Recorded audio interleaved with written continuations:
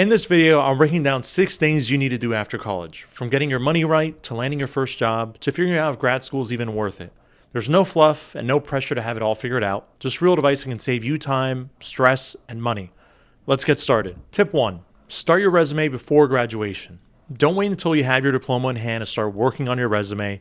Ideally, you should be updating it during your final semester, especially if you've taken on internships, campus leadership roles, part-time jobs, or class projects that relate to your field. Yes, group projects and coursework can count if framed the right way. This gives you a head start on applying for jobs, fellowships, or even internships that could turn into full-time roles after college. Use your college career center while you still have free access. Most schools offer resume reviews, career coaching, mock interviews, and job boards that just aren't open to the public. And don't sleep on the importance of tailoring your resume. One version does not fit all. Learn how to tweak your bullet points to match the language of each job description. It takes practice, but the earlier you build this habit, the more confident you'll feel when opportunities come up. Tip 2. Understand student loans before repayment starts. If you took out student loans, now's the time to understand exactly what you owe and what your repayment options are before the bills start showing up. First, check whether your loans are federal or private. You can find federal loans at studentaid.gov. That site will show you your total balance, loan types, and who your service provider is. Most federal loans come with a 6 months grace period after graduation. So if you graduate in May, your first payment might not be due until November. But don't assume. Double check.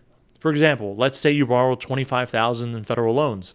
If your interest rate is 5% and you go into forbearance for a year without making payments, that's over $1,200 in interest that gets added to your balance. That's why it's worth looking into income-driven repayment loans if the money's tight.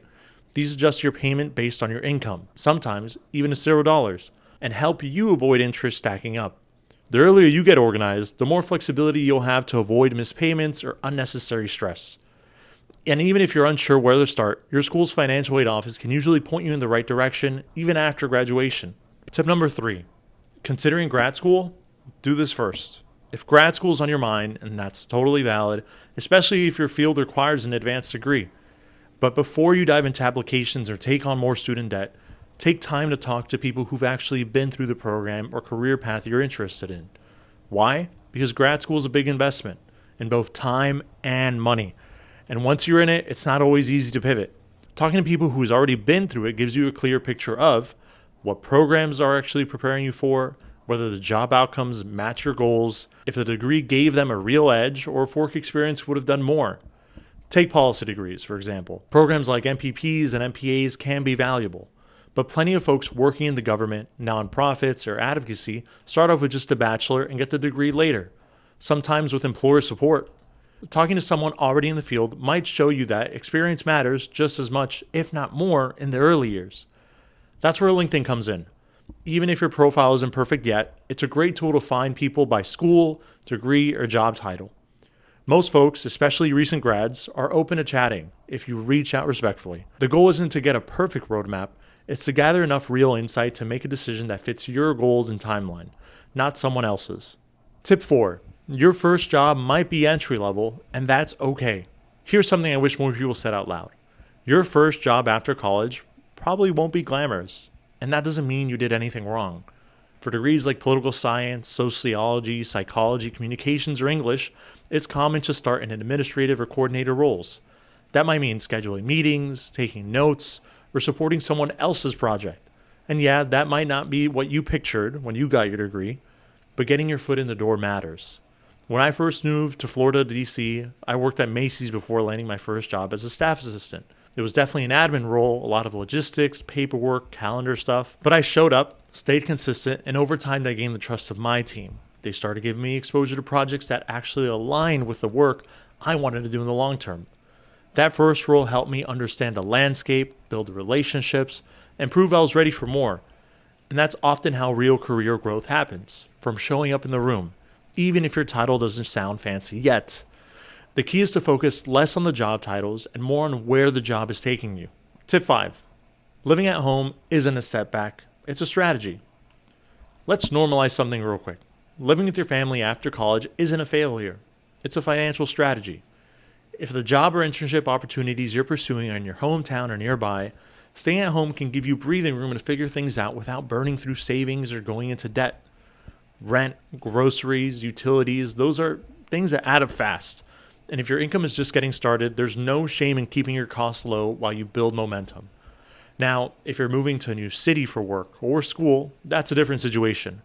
In that case, I highly recommend looking into Facebook housing groups that focus on the area you're moving to. Those groups are often filled with recent grads or young professionals also looking for roommates.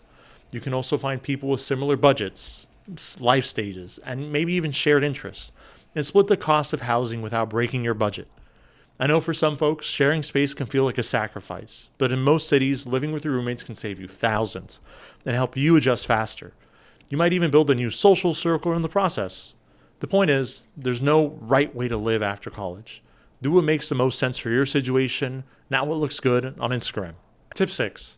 Set up your money systems even if you're just starting out. You don't need a six-figure salary to start managing your money, but you need a system. Even if you're just getting started, now's the time to build simple financial habits that will grow with you. Start by opening a high-yield savings account, one that earns real interest, not 0.01% that regular banks give. Automate a small deposit each month, even if it's just $20.